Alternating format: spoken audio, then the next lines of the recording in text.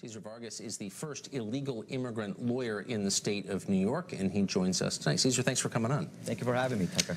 So this makes, I got to say, I think normal people a lot less sympathetic to so-called dreamers. The idea that you're in a country illegally and you're standing in the middle of an intersection preventing citizens from getting to work. You're making basically violent demands in public when you're not even a citizen. I mean, do you see why maybe this is a counterproductive strategy and kind of offensive? Well, regardless of whether you agree with the protests or not, they have a constitutional right to express their opinion. But to the point about... No, actually, wait, stop. Stop with this. I mean, you're a lawyer. They don't have a constitutional right to block me from getting to work in the middle of a public street. I'm sorry, they don't. You may disagree with it, but again, this is about actually not... No, it's not disagreeing with it. I'm giving you the fact. You don't have a constitutional right to stand in the middle of the street and prevent traffic from going. Absolutely, you do. This is about making sure that, and again, then why were they arrested? Well, I thought you were a lawyer. Well, absolutely. Obviously, they're doing the civil disobedience, and obviously they're expressing. That's why they're being arrested, because obviously they're enforcing the law. But again, okay, so they don't have a wait. I mean, just wait. Hold on. I wouldn't stop you on this small point if you weren't an attorney, the first illegal alien attorney in New York. But just to be clear, you don't have a constitutional right to block traffic. You have a constitutional right as a citizen to express your views. It's protected by the First Amendment, thank God. But you don't have a constitutional right to get in people's way on a public street, period.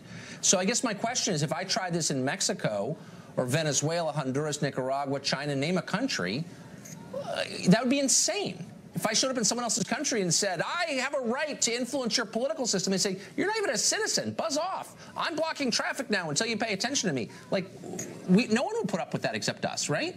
Well, Tucker, regardless of whether you agree with it or not, they have a constitutional right to express their freedom to speak any opinion, and obviously they're engaged in civil disobedience, and at the end, they're getting arrested. And regardless, the Constitution protects them whether or not they have immigration status. So let's stick to the point on this. Look, it doesn't protect their right to keep me from getting to work or getting home to see my kids. It's annoying, it's illegal, it's indefensible, probably not worth you defending it. But look, again, by definition, non-citizens do not have a right to influence our legislative system. Only citizens have that right. That's the difference between a citizen and a non-citizen, and you're trying to erase it. And you can see why American citizens might resent that, can't you? Well, you're wrong, Tucker.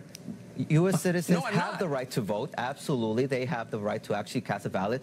But every person has the right to voice their opinion in this country. That's what makes this country great. The U.S. Constitution does not say, hey, the First Amendment applies only to U.S. citizens. Am I correct? The Second Amendment does not apply to only U.S. citizens. Washington is like basically paralyzed over concerns of foreign interference in our last campaign by the government of Russia right now. Absolutely. And the reason people are upset about it, influence with the president of Russia. The reason people are upset is because Russians are not Americans. They're not American citizens. They don't get to influence who runs this country, what laws we have, how we live. Only Americans get to do that.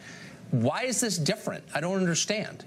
Well, on one hand, we had the Russian government colluding with many of the Trump administration in campaign. That's one story. And on this hand, we have young people. We have people who are expressing their views on a specific issue for certain rights. And that is what we need to have at hand. Why isn't Russia doing the same thing? You just have, look, Russians have a First Amendment right, according to you, I guess, to block my way home after work.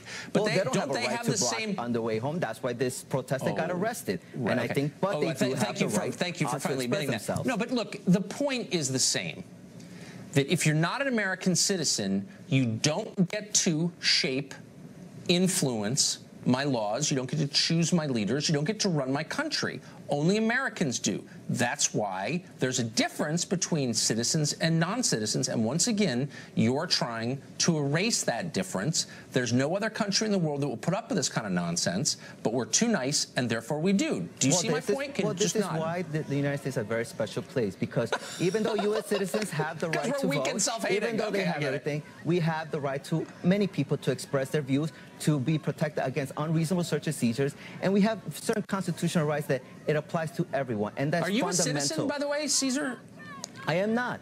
but I do hold the Constitution that applies to everyone. So when you say we, it's not really we. You're not a citizen of this country. I am an American. You seem like a nice guy and everything. Story. No, but you're not an American. I mean, there's a legal definition here. I'm not attacking you personally. What is the legal definition for being an American? The legal definition is citizenship. That's what the definition is. It's really simple. No, absolutely. Are you a citizen? Can you vote in our elections or can't you? I cannot vote in the elections, but I can voice my opinion as an American. And I am going to be an American pretty soon because I'm going to continue to advocate and to represent my community and to demand, just as many Americans have demanding you're in someone else's country and you get, again, I'm not attacking you personally. Oh, of course. I just think the distinction is a meaningful one. We want to be very clear of what it means to be an American. Being American does not mean a piece of paper. Being American is about holding certain values, about freedom, about liberty. You actually don't hold those values. It's about believing in the rule of law, and you don't. So actually, you just invalidated your claim to Americanness as far as I'm concerned. Anyway, Cesar, thank you for joining us.